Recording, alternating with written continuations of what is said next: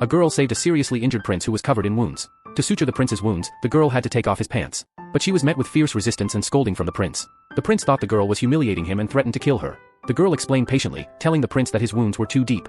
If not treated in time, he would die from excessive blood loss.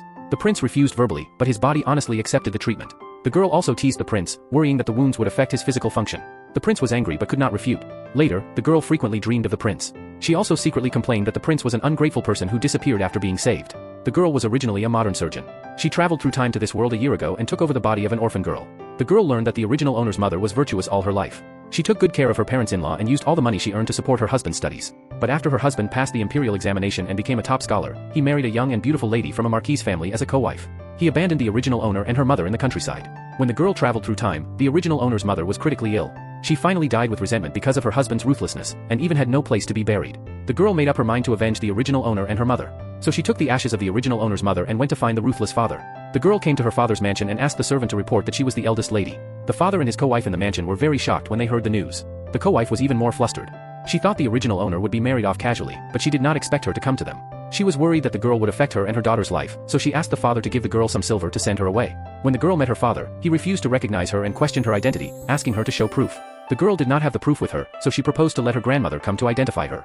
Because her grandmother had seen the grown-up original owner 2 years ago and could tell if she was real or not. The father was worried that the girl would make trouble in front of her grandmother, which would be hard to end. So he had to pretend to recognize her and let her kowtow to his co-wife to acknowledge the relationship. The girl firmly refused to kowtow to the co-wife. She also took out the ashes of the original owner's mother, cried about her mother's tragic experience, and accused her father of being ruthless. She even threatened to take her mother's ashes and follow her father to pay respects and go shopping every day, so that everyone would know what her father had done.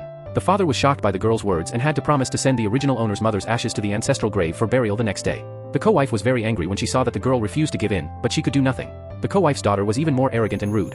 She insulted the girl as a country bumpkin and told her to get out of the mansion.